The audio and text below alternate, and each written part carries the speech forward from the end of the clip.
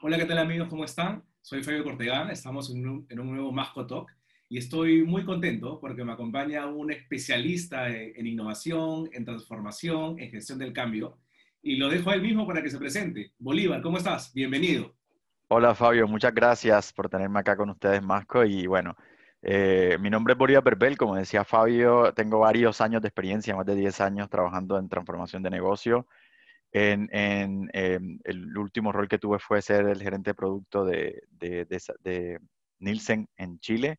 Y actualmente trabajo para el área de operaciones global de Nielsen. Antes estuve en empresas como Deloitte, DHL, Mercedes-Benz trabajando en transformación de procesos. Entonces, sí, un poco de transformación de procesos, bastante de innovación y de gestión del cambio también, donde me he especializado bastante. Pero bueno, aquí Bolívar, vamos. Bolívar Cuéntame es colombiano, de Cartagena para el mundo. Bolívar eso. actualmente reside en Chile, pero ha tenido una experiencia global.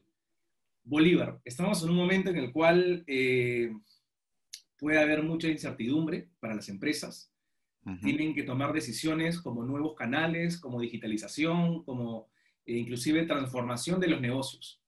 ¿Qué nos puedes contar de esto? ¿Qué nos puedes contar como para introducirnos a la importancia de lo que vamos a hablar? Yo creo que es súper importante. Bueno, hoy viste que con todo este tema que ha pasado con el COVID, muchas empresas han visto impactadas sus utilidades, incluso al nivel de la quiebra, incluso muchas, sobre todo las pymes, que dependían mucho del turismo, de muchas series de servicios que hoy han tenido que pararse.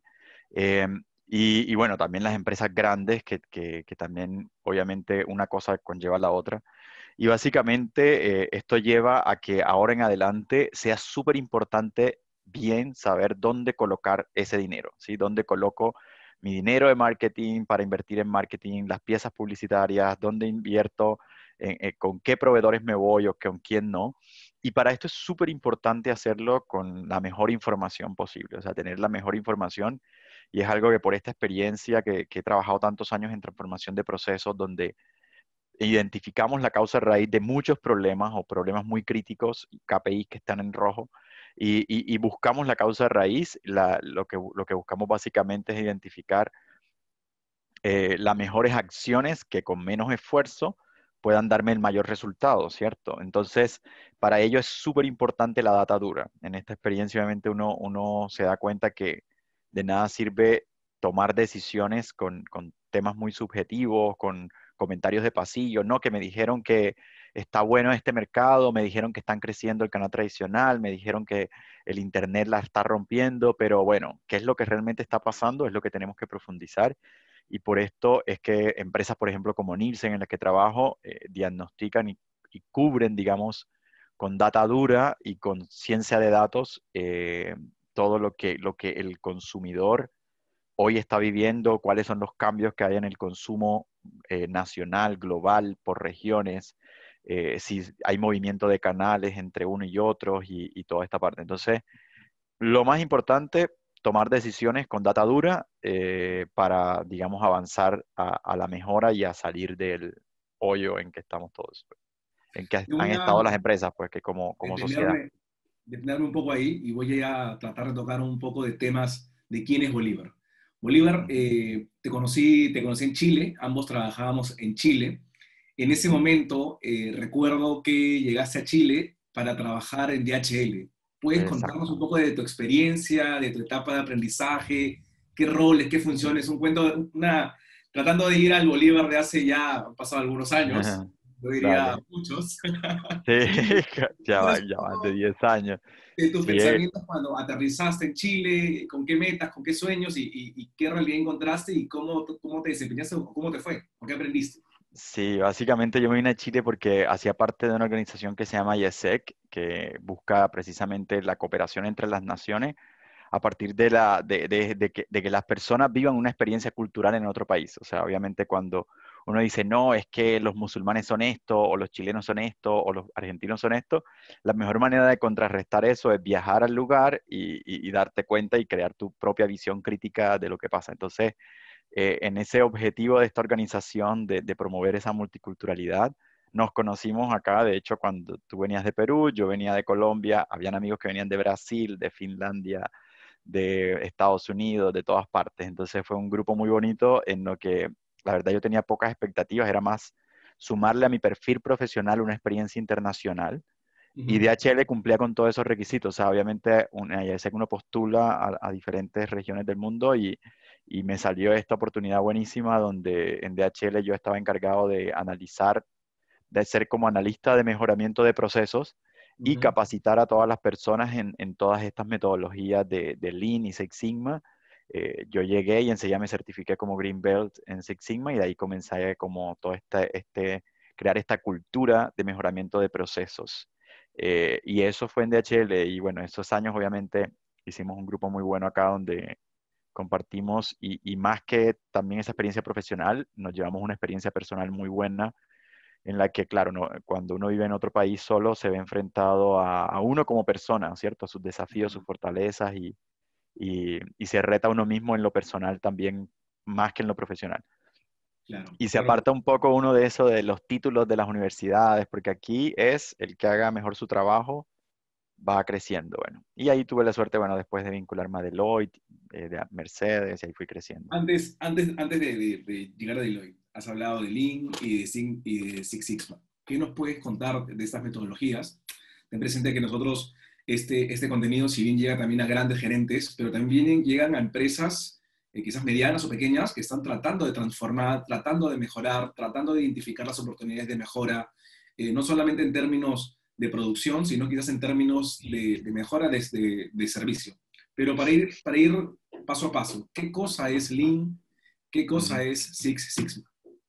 Sí, las metodologías de Lean y Six Sigma, bueno, vienen obviamente de Japón, ¿cierto? Donde existe esta cultura de organización, de tener todo calculadito para producir y bueno, nace en Toyota, luego pasa a Motorola y nace en las empresas como tal, más que en la academia. Nace en las empresas como una necesidad de definir bien un problema, ¿cierto? Tenemos un problema, pero ¿cuál es el problema? Entonces, definir bien el problema te da el 50% de la solución. O sea, si tú defines mal un problema, créeme que no vas a poder llegar nunca a una solución. Entonces, definir bien el problema, después medirlo con data dura, que te digo que por eso es fundamental, tanto si vas a invertir internamente en tu empresa como en consumo masivo, donde quiera que vayas a colocar un peso, es súper importante medir y que los sistemas de medición estén bien, eh, analizar la causa raíz del problema, implementar las acciones y luego controlar en un periodo entre tres, por lo menos de entre 1 y 3 meses, para ver que las mejoras sean sustentables en el tiempo. Entonces, en eso se basa la metodología de Six Sigma como DMAIC. Y el Lean es básicamente va a mejorar los procesos, ¿cierto? A caminar el proceso de principio a fin. A veces, cuando queremos mejorar algo, nos basamos acá desde la mesa, ¿cierto? La Ujú, mesa corporativa, el equipo directivo toma la decisión, pero ujú, no hay nada como ir a caminar el proceso, hablar con las personas que ejecutan las acciones, no que es que los de operaciones, es que los de finanzas, es que los comerciales, no, vaya y hable con cada uno de ellos, ujú, camina el proceso de principio a fin, ujú, etapa por etapa, ujú, hasta ir determinando con tu propia visión crítica y con números qué es lo que está ujú. pasando. O sea, caminar el proceso nos permite eso. Entonces, en eso se trata Lean, de hacer un proceso enredado de 5 o 10 pasos a llevarlo a un solo paso. Simplificarlo, Y claro, y simplificarlo. eso es lo que estamos viendo ahora en la sociedad. O sea, si tú quieres un pedido de pizza, no quieres que te digan, no, es que te lo entrego en 2 días, no, tú quieres que te lo entreguen en la siguiente media hora. Y eso hace Lean. ¿Cómo organizo el proceso para que la pizza no le llegue en 6 horas, sino en media hora? Eso Es hace Lean. decir, en términos de eficiencia y en términos de calidad, es justamente Exactamente. medidas y métodos superables. Igual dejarle a las personas la tarea de ver el caso Motorola, ver el caso Toyota, que son casos simbólicos de justamente del inicio o los inicios de esta Claro. metodología y seguramente se van a encontrar con muchas sorpresas. Pero Sí. bueno, entonces, estás en DHL con esta responsabilidad. ¿En qué Ujú. momento pasa que decides cambiar a Deloitte o a Mercedes? Cuéntame un poco. Ya. Viste, yo estaba acá por este programa de IESEC de intercambio, es un programa más que todo como cultural y que hace parte, que se complementa hasta 2 años de haber terminado la universidad. Yo trabajaba en Colombia como en la Armada Nacional de Colombia, en un astillero de la Armada. Después me vengo acá porque quería sumarle esta experiencia internacional a mi perfil y hacía parte de la organización de que estaba en la universidad. súper. Y luego de que estas intercambios son hasta de 18 meses.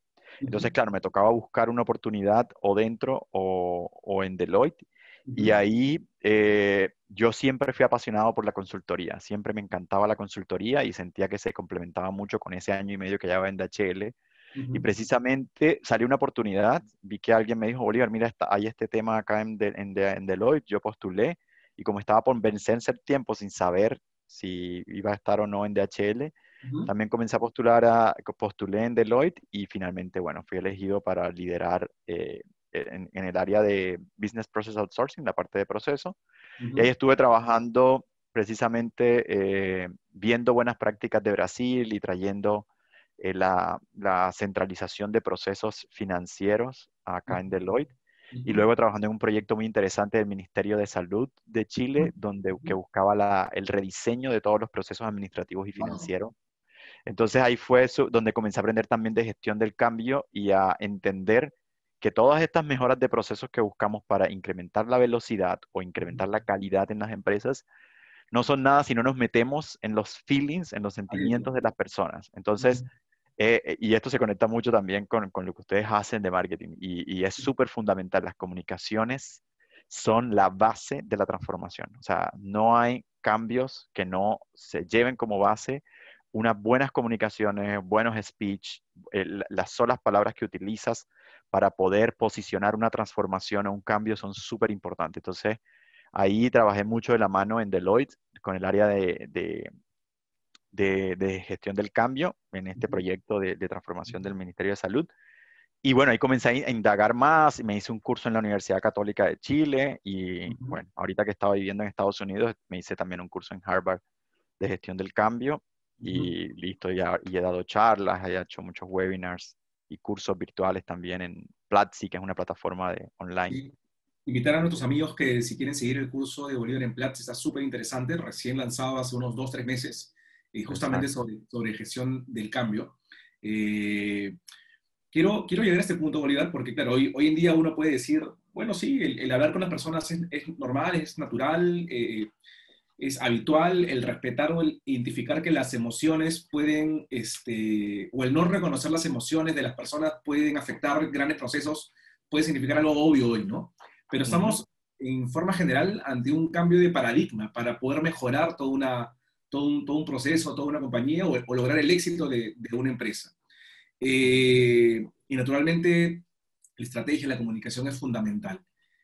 Me parece interesante esta experiencia con el Ministerio de Salud de Chile, tremenda responsabilidad y que hoy en día seguramente tiene impacto en todo lo que está pasando, en cómo Chile lo está manejando de forma ujú. óptima, digamos.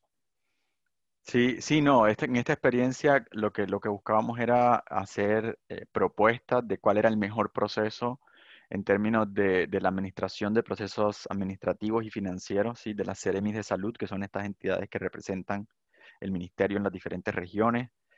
Hicimos el mapeo de más de 500 procesos a nivel Wow. nacional, viajábamos cada 3 días de una ciudad a otra, de Concepción, desde el norte de Chile hasta la Patagonia, o sea, No solamente viendo viajando eso desde Santiago, sino viendo la realidad y entiendo de que cada región. wow, Sí, y por wow. eso es que es lo que hablamos del Game Back Work. Además que trabajar con entidades del sector público también es desafiante en el términos de transformaciones, porque claro, hay mucha resistencia, hay posiciones de personas que llevan años hacer cambios, por ejemplo, en temas tienes que mejorar las competencias, no puedes pensar en la empresa privada, hay mucho de cambios digamos, de equipos humanos, ¿cierto? Cuando las cosas no van mal o no hay resultados, las empresas privadas pueden cambiar, mientras que en el sector público también hay un poco más de protección, digamos, a los empleados en ese sentido. Y el desafío, y hay mucha gente que tiene muchos años, pero fíjate que la gente, mientras tú, lo que te digo, mientras haya una buena comunicación, mientras logres una empatía, la empatía, eso es lo más importante. Lograr poder colocarse en los zapatos de otro y entender el por qué, por qué, porque hay una técnica, de hecho, que se llama los 5 porqués, que es indagar por qué, por qué, por qué. Y te das cuenta de muchas cosas y finalmente llegas al punto de cuáles son las cosas, las acciones que con poco esfuerzo van a tener un mayor impacto. te preguntaba, Bolívar, y me parece interesante si puedes contarnos en qué se resume esa técnica de los cinco por qué, si me puedes compartir. Sí, el 5 por qué es, por ejemplo, por ejemplo, te voy a dar un ejemplo claro. Ujú. Yo trabajaba en un astillero en la Armada Nacional de Colombia y pudiéramos decir, no sé, el turno de 8 a 4 de la tarde está fallando, las pinturas están quedando muy mal, estamos pintando unos buques que eran Ya, buques de guerra, los buques están quedando mal pintados. Y decimos, ¿cuál es la causa raíz? No, la pintura está bien. No, la causa es que, y preguntamos a los que hacen el ejercicio y dicen, ¿por qué? No, lo que pasa es que estamos llegando tarde. ¿Y por qué estamos llegando tarde? No, porque la fila después de almuerzo para pagar se está demorando más de lo habitual. ¿Y por qué se está demorando más de lo habitual? Entonces no, porque la cajera le cambiaron el sistema y ahora no sabe bien cómo hacerlo porque no se ha terminado de preparar la inducción. Entonces, si ves un tema de la pintura del buque que me está impactando mis finanzas, va claro. por la capacitación de la cajera de los almuerzos. ¿Sí me hago entender? Entonces, por eso es súper importante el profundizar en el por qué. Y esta técnica es sencilla, pero la verdad que nos sirve mucho. Es un ejemplo que te explica No, bien de qué súper se claro, trata. súper claro. O sea, para hallar la causa raíz, digamos, uno de las acciones más importantes es preguntarse y cuestionarse y empezar a identificar esa línea de razones o de causas raíces. Súper, súper Ujú, importante.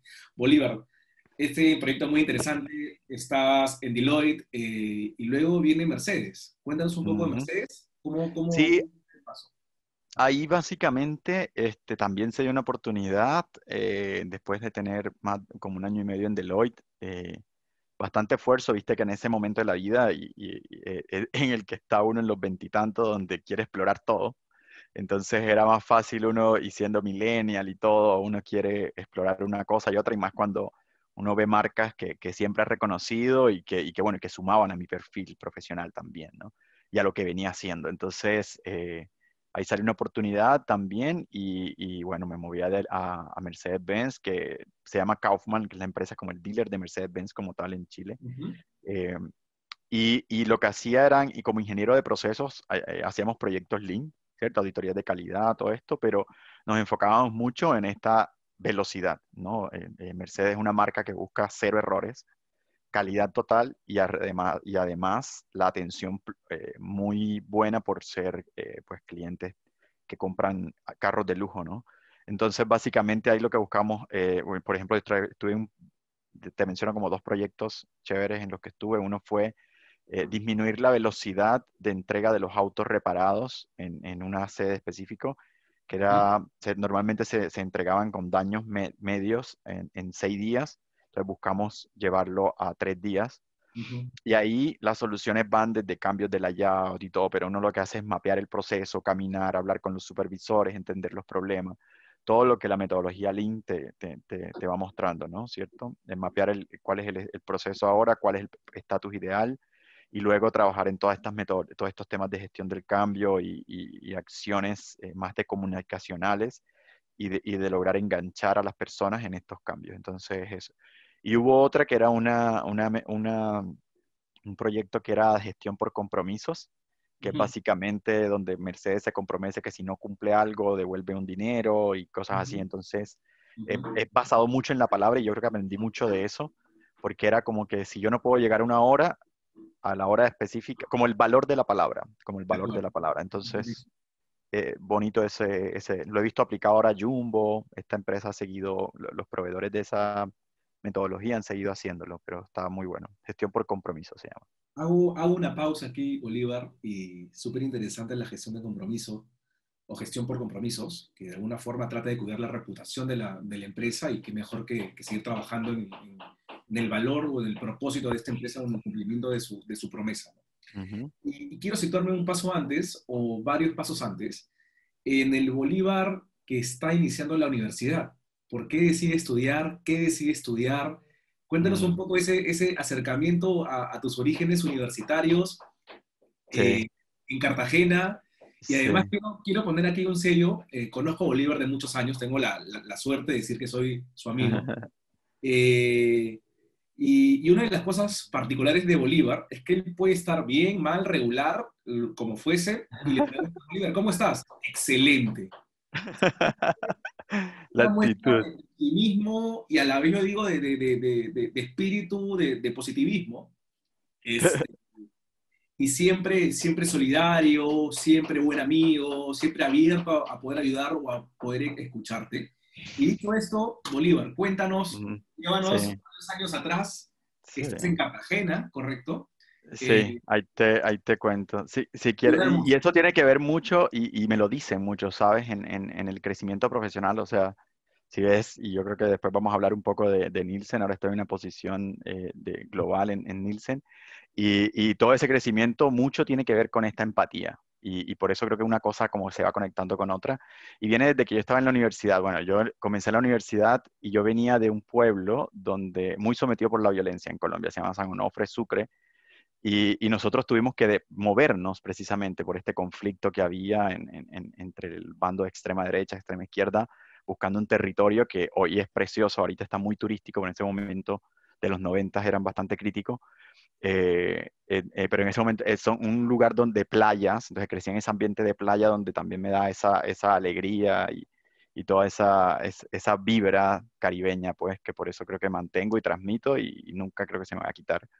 Eh, entonces, yo me moví, uno se mueve con mucho sacrificio y uno entiende como problemas que son realmente problemas, así que pongo, coloquen una bomba en una discoteca o cosas así, y luego te mueves a Cartagena, donde la cosa es más tranquila, porque son ciudades turísticas más protegidas, y luego, bueno, yo nací en Cartagena, pero me moví por cosas de trabajo de mi papá a San Onofre, y luego otra vez me devolví por temas de la violencia a Cartagena, y y uno dice, y luego que te vienes a Chile y ves que acá, claro, los problemas son, no sé, el calor del metro, la verdad sí hay problemas, pero cuando uno ya ha vivido cosas como más fuertes, ya la vida se ve también distinta, ¿no? Entonces, como que siempre transmito esa alegría siempre. Y en la universidad, claro, yo estaba entre ingeniería química industrial y finalmente me fui por una carrera que se llama administración industrial. Sí, y es como la ingeniería industrial también, y es el equivalente acá a Ujú, ingeniería civil industrial en Chile. ujú, Y luego, claro, seguí, y como estaba en este tema de IESEC, eso le complementaba toda la parte como de internacionalidad que quería y me ujú, generó un poco esa ambición por estas compañías que eran las sponsors de IESEC, de hecho, DHL, Deloitte, todas estas empresas eran Facebook, Coca-Cola, son empresas sponsors de IESEC. Y me crearon como a crear esa visión de, oye, qué bueno moverse en este mundo de multinacionales y vi la oportunidad con IESER de hacerlo. Pero estudié en la Universidad de Cartagena, universidad pública, representante estudiantil, iba a marchas, aparcaba en la plaza de la universidad y todo. Pero súper entretenido, la vida universitaria me la gocé muchísimo y bueno, eso. ok, ok, ok. Bolívar, entonces, cuéntanos un poco de tu experiencia en Harvard. ¿Estabas en Mm. Estados Unidos? ¿Cómo así? ¿Cómo se Claro, dio? lo que te contaba, cuando yo me di cuenta que en el tema de mejoramiento de procesos, ya yo sabía que eso era mi pasión. O sea, yo llegué a Chile, la primera semana tuve el training de Green Belt en Lean y Six Sigma, yo identifiqué, esta es la parte de mi carrera. En la carrera de ingeniería industrial uno puede enfocarse a finanzas, a marketing, a recursos humanos, al enfoque que uno quiera, pero lo grueso del industrial es el mejoramiento de procesos. Y cuando vi que Lean y Six Sigma buscaban precisamente potenciar este tema de mejoramiento de proceso, me di cuenta que había ese obstáculo siempre, ¿no? Que era el tema de la resistencia de las personas a cosas nuevas, a cambios. Comencé a estudiar, como te decía, en la Católica, Change Management, pero luego quise seguir explorando, compré libros, de hecho había muy poco material en español, compré libros por Amazon y todo cuando iba a Estados Unidos y los leía en inglés. Y luego cuando estuve en Estados Unidos por 3 meses, yo estuve lo que llaman en Nielsen un short term assignment, que es como una asignación de 3 meses en otro país.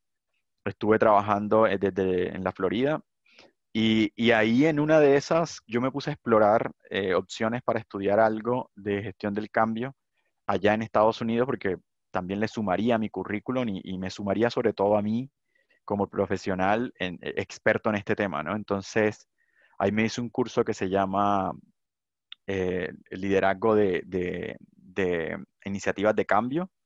Entonces estuvo muy bueno, lo hice en la Universidad de Harvard, en las mismas instalaciones de Harvard, que eso fue súper entretenido porque había más de 35 personas, o sea, de 35 industrias diferentes y de más de 15 países. Entonces, hablar algo que yo sentía que sabía, pero no sabía a qué nivel, y Claro, sentir las personas de los otros países hablando lo mismo y discutiendo sobre lo mismo, te dice, wow, tú sí sabes de eso. Tú sí sabes de eso y claro, yo siempre participativo, nunca le tuve miedo. Yo cuando de hecho perdí mi miedo a esto de audiencias multinacionales o globales, porque cuando fui a hacer mi certificación Black Belt en Nielsen, en Estados Unidos, en Chicago, fui el único que sacó, o sea, como saqué la nota más alta. wow. Entonces, eso me gustó mucho, o sea, como que sentir que a pesar de que era estadística avanzada y primera vez que hacía un tema en, en inglés, un examen en inglés de estadística avanzada y todos estos temas de Six Sigma, pues lo logré y bueno, eso fue súper bueno. Y bueno, y también es mostrar que viniendo de toda esta trayectoria que te digo, o sea, de un pueblo sumido por la violencia y todo, y ir haciendo todas estas escalas de a poco, con paciencia y disciplina, uno finalmente puede lograr lo que se proponga. Eh, con disciplina yo le pondría a Bolívar en tu caso con mucha alegría, siempre Eso. alegre, siempre optimista. Y bueno, voy a volver a lo que en verdad nos reunió para conversar aquí. Este, tú sabes que para nosotros era muy importante conocer y dar a conocer al Bolívar historia, al Bolívar hombre, de todo lo que pasó, de todo lo que aprendió. Antes de pasar a conceptos, eh, en estos últimos años, si tuvieras que agradecer a alguna persona, Bolívar, que te haya marcado en alguna de las empresas, me imagino que hay muchas personas, pero Sí. si quieres dedicarles algunas palabras o algún agradecimiento a alguna persona en especial, ¿a quién elegirías, Bolívar? Yo creo que hay muchas, pero hay dos personas que, por ejemplo, en Nielsen, él ha sido la empresa en la que he estado los últimos años. Hay uno, Marcelo Fernández, se llama, que es como un maestro de Six Sigma y ha sido una persona como una guía en todo el proceso de aprendizaje en este mundo. Él es PhD en Six Sigma y es uno de los pocos brasileros certificados por la ASQ, que es la máxima autoridad en temas de calidad. Hoy es consultor de Minitab, que es el software que se utiliza para hacer todos estos temas de calidad. Y él siempre fue como una inspiración, digamos, por un lado. Y otra persona que ha sido mi mentora, y por eso es súper importante tener mentores, siempre uno tiene que buscarlo. Yo hoy soy mentor de otras personas que me han pedido ser sus mentores y tengo mi mentora también, pero en ese momento una persona que me ha sido muy mentor en mi vida ha sido Janet Escobar, que es una venezolana, vive en México, también ha vivido también muchas experiencias y todo, fue una de mis jefas y cuando dejó de ser mi jefa le pedí si podía seguir siendo mentora mía porque me gustaba trabajar con ella y todo. Y hoy somos amigos, o sea, somos amigos y eso, pero esas personas creo que me inspiraron mucho como profesional. Qué valioso, Bolívar. Eh, voy al punto de estamos en un contexto, Bolívar, en el cual la toma de decisiones se vuelve cada vez más crucial, no solamente para evaluar si un negocio funciona bien o funciona mal, sino finalmente para evaluar si la empresa sigue caminando, sigue existiendo o quizás termina quebrando o termina deshaciéndose, digamos. Eh, Hay algunas tendencias, Bolívar, sociales, Ujú, que, digamos, nos dan el marco contextual para todo lo que vamos a conversar. ¿Cuáles son ujú. esas tendencias en la región, en el mundo, que igual hay que tenerlas en cuenta como un contexto general de cambio? Sí, yo creo que hay unas tendencias, de hecho, hace poco hemos hecho algunos estudios en Nielsen y cosas que han sido ya como publicadas también en los medios y en nuestras páginas, pero te resalto algunas como de Latinoamérica, que Vale, recuerdo. vale. Unas, bueno, la rápida urbanización, ¿cierto? Que viene creciendo. Esto obviamente son cosas que surgieron antes del COVID, pero también te puedo mencionar cosas que vienen con el COVID que hemos ido viendo en nuestros datos. Pero básicamente la urbanización en Latinoamérica se espera que para el 2025 haya más de 68 millones de personas en la urbanización. Y todo esto se lo doy porque son cosas que también pueden servir para aquellos emprendedores o empresas en ver también donde ponen foco. Eso es un tema, la rápida urbanización. El otro es el alto tráfico en las ciudades que sigue incrementando. Se siguen manteniendo 3 ciudades de Latinoamérica en el top 10 mundial, México, Lima y Bogotá. Entonces, ahí todavía hay mucho que hacer. En las necesidades generacionales también, ¿cierto? Se estima que la población de Latinoamérica también va envejeciendo y que para el 2025 habrá más de casi 50 millones de mayores de 50 años. Entonces es importante tenerlo en cuenta. Lo otro es que estamos también siendo medioambientalmente activos. Más del 80% de los latinos estamos cambiando nuestros hábitos de consumo para reducir el impacto en medio ambiente. Yo soy uno de ellos. Si tengo que elegir entre una marca y otra, y una es de plástico o contamina y la otra no lo hace, obviamente cojo la que no, aunque el precio sea un poquito más alto o no. Hogares más pequeños. Lo otro es que también estamos, las capitales también están creando metros cuadrados, ¿sí? Apartamentos con menos metros cuadrados. Y bueno, esto es también tendencia y es algo que puede seguir creciendo. Veamos, quizás el tema del COVID impacta un poco más y habilita ahora espacios. Viste que ahora estamos teniendo más espacios comunes en nuestra casa para cocinar, para gimnasio y todo. Entonces también puede cambiar.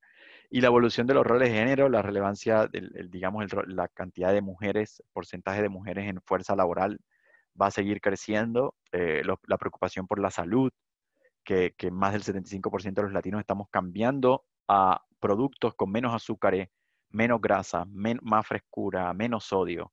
Entonces es súper importante también considerarlo. Y bueno, el uso de la tecnología, que si bien para el 2020 ya se estimaba que el 70% de los latinos estuviéramos conectados a Internet, yo creo que esta cifra se puso más exponencial ahora con el tema del COVID.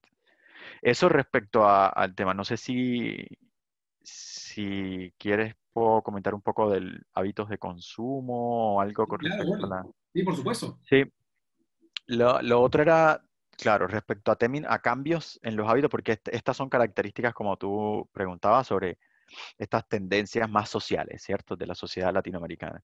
Pero si pensamos también en esta nueva normalidad o qué viene después del COVID, qué se viene dando, bueno, obviamente las categorías de higiene se van a seguir moviendo mucho. Todo lo que es limpieza, jabones, todo esto va a seguir, por lo menos en los próximos años, 2 años, va a seguir moviéndose en Latinoamérica, porque todo esto va a ser una evolución, el tema del COVID, hasta que tengamos las vacunas, mascarillas, todas estas categorías se van a seguir moviendo. Lo mismo que la cocina en casa. Hemos pasado a ser un consumidor que pasó de un ambiente de restaurantes y que, si bien nos gustan mucho los restaurantes, aprendimos durante la pandemia a cocinar cosas nuevas, ¿sí? Y queremos mostrar nuestras habilidades a los amigos y queremos hacer comida con los hijos, que los niños también, muchos niños, hay mini chef ahora en las casas también. Entonces, por ejemplo, cuando comenzó todo este tema de la pandemia, vimos acá, por ejemplo, en Chile que, no sé, la levadura no había en los supermercados, porque estas categorías así como harinas, azúcares, pastas, que son de cocción rápida en casa, se incrementaron las ventas. Entonces, eso. Eh, lo otro es, bueno, esto también va conectado mucho los temas digitales y el delivery. Vemos también un crecimiento de estas aplicaciones de delivery, de aplicaciones y de servicio de delivery también en el mismo canal tradicional que representan todos estos almacenes, tiendas de barrio, que también están buscando la forma de hacer sus deliveries, pero también estas aplicaciones como Rappi, Uber Eats y todos que también vienen creciendo. Si bien ellas no tienen como una representación a nivel nacional, y no representan, digamos, sus números no muestran la representación de un país entero, ellos inicialmente comenzaron más sectorizados en barrios y más o menos todavía siguen en ese sentido. O sea, estas aplicaciones, el uso de estas aplicaciones va para un segmento de la población y se concentra, por lo menos en varios países de Latinoamérica, en algunos barrios específicos, con obviamente todas las iniciativas y todas las ganas de seguir creciendo en los otros segmentos, pero hoy digamos que está más concentrado. Sin embargo, bueno, es una tendencia y es algo que se viene y que va a seguir. Un estudio de Google sacó hace poco, que nos compartieron de Google, de hecho, sacó hace poco que en una encuesta que se hizo, en una muestra representativa, preguntaron qué tanto van a seguir usando las aplicaciones, las personas después de la pandemia, y más o menos como un 60% dice que lo va a seguir usando. Entonces, es solo como por tirarles un dato. Pero sí, por ejemplo, en temas de delivery, Mercado Libre sumó más de 5 millones de usuarios en los primeros 3 meses de pandemia. Ya debe ir un poco más. Pero es impresionante cómo también va moviéndose el tema digital. eh, y eso, hoy todavía estamos muy lejos de países, por ejemplo, como Corea, que tienen un 25% de categorías de FMCG, la que llamamos FMCG, consumo masivo, vendiéndose por Internet. Pero Corea está entre 25 y 30%, mientras Latinoamérica está entre un 3% y ya moviéndose un poco hacia el 4 y el 5 con este tema del COVID. Pero hasta el año pasado estuvo en un 2,7% y creciendo a un 17%, versus otros países que también crecen al 30, 40% en temas de Internet, y que, bueno, obviamente todo este tema del COVID va a disparar. Lo otro es el tema del propósito. Las marcas están buscando, y obviamente el consumidor más bien, está yéndose hacia marcas también que tengan un propósito en la sociedad. Con este tema de la crisis, muchos nos enfocamos, hicimos mucha conciencia, ¿cierto? De quiénes somos, hacia dónde vamos, estamos en el lugar correcto, si nos pasa algo mañana, ¿qué hicimos por la humanidad? O sea, comenzó una mucha autorreflexión sobre quiénes somos como personas y como seres humanos. Y las empresas también, muchas comenzaron a hacer ayudas y a ayudar con sus marcas, no sé, empresas de bebidas como, no sé, Bavaria en Colombia o CCU en Chile crearon alcohol gel.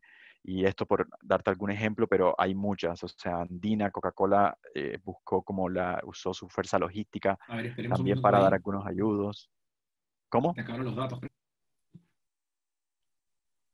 ¿Tú Por un crees? minuto creo que mi señal se puso un poco inestable, pero estábamos hablando de lo importante que hoy en día es para las personas el poder decidir, el poder elegir, tomando en cuenta el propósito de las marcas, ¿no? Que se vuelve cada vez más Exacto. relevante en la toma de decisiones de qué comprar y qué elegir. Eh, Creo que también este es un cambio de paradigma muy, muy importante, ¿no? Nos da mayor esperanza en todo sentido, no solamente en términos de marketing, mayor reflexión en cuanto a esto.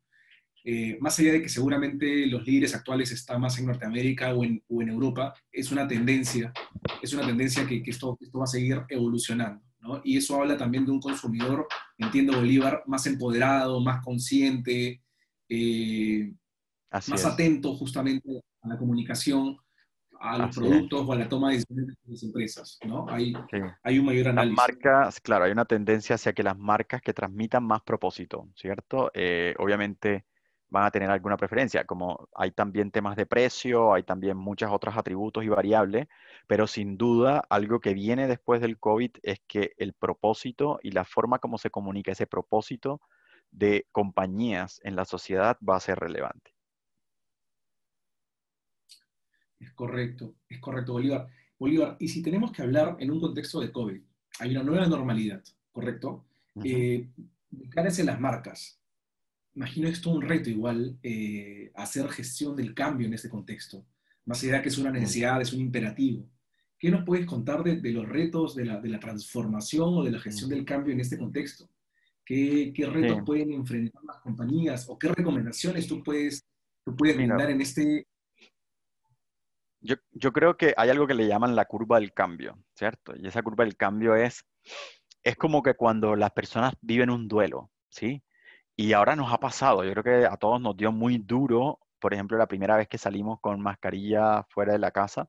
Ahora ya yendo a los restaurantes, la primera, uno se choca un poco cuando va y ve que tiene que tener tantos protocolos y tantos cuidados, pero es como un duelo. O sea, primero la no aceptación, el rechazo, la negación, luego viene como una etapa más de exploratoria, hasta que finalmente logras como engancharte en. Entonces, la gestión del cambio, como te decía, es súper importante las comunicaciones. O sea, las comunicaciones, ante cualquier transformación, la forma como comunicas, el speech que utilizas, el entender los sentimientos de las personas y cuáles son esos sentimientos potenciales ante los cambios o las imposiciones o protocolos que les vas a imponer son súper importantes. No es solo decir, no, es que yo voy a colocar un cartel que en la entrada diga eso, sino de qué manera hago una comunicación que finalmente logre enganchar a alguien hacia leerlo por lo menos, porque ha pasado, o sea, he visto lugares que tienen un súper buena comunicación, temas en el piso, de dónde ubicarse y todo, mientras que luces, diferentes formas, mientras que otros simplemente tienen un cartelito, una hojita que dice, según el decreto de la ley tal, no se va a poder entrar sin mascarilla, o sea, no sé. Entonces, súper clave el cómo como marca también transmites cuáles esos protocolos y para que la gente lo adopte de una mejor forma y comience poco a poco a vivir esta vida más tranquila, ¿no? Porque vemos que también hay un impacto psicológico, ha habido un impacto psicológico y de estrés y de todo en las personas con esto del COVID. Pero obviamente las marcas también en la medida en que ayudan y hacen de esto como más normal, va mucho en cómo lo comunican, en qué speech utilizan, qué palabras utilizan y en que consideren siempre los sentimientos potenciales de posibles promoters o detractors que pudieran tener sus marcas. Estás en mute, Fabio. Interesante. ¿Qué decir Bolívar ahora en un contexto donde tienen que haber necesariamente transformación de negocios? O sea, tiene que haber una Mm, evolución. Conversábamos no solo de productos, pueden ser de canales, pueden ser hasta del modelo de negocio en sí, y lo claro, cual es un reto, porque no solamente hablamos de grandes empresas transnacionales, sino hablamos de medianas, de pequeñas empresas, y ujú, de cara a esta transformación de negocios, la importancia ujú, de manejar la información. ¿Qué nos puedes comentar, sí. Bolívar? Sí, hay tres elementos claves que hacen parte de cualquier transformación. En cualquier consultora del mundo a la que vayas va a ir con un gran foco en estos tres elementos. Uno es la tecnología, ¿cierto? ¿Cuáles van a ser esos cambios en tecnología? Que era que antes usaba esta aplicación, ahora usa esta otra aplicación, se han movido a páginas web sus ventas, ¿sí? Como qué cambia en la tecnología. Si antes usaba un huellero para que la gente se registrara para ingresar a una empresa, ahora si esto te da probabilidad de contagio, ¿qué herramienta voy a usar? Si voy a tomar la temperatura, o sea, todas las herramientas, los temas de tecnología y también los desarrollos, los cambios que pudiera tener. Otro son los temas de los procesos internos, ¿cierto? Y los procesos pueden cambiar en finanzas, en comercial, en recursos humanos, desde cómo voy a hacer la venta, cómo voy a hacer los contratos laborales. Viste que ahorita los mismos recursos humanos están replanteándose esta forma de tener contratos, si es que tengo home office o no, qué porcentaje, cuáles son las condiciones y todo. Entonces, también hay cambios en ese sentido que requieren de una buena comunicación, requieren de una gestión de, digamos, de marca de la transformación, ¿no? Y yo soy mucho de que cada transformación lleve una marca, ¿no? Y lo otro, el tercer elemento son los procesos. El tercer elemento, te dije procesos, tecnología, el tercer elemento es la cultura, que en la cultura viene todo este tema de generar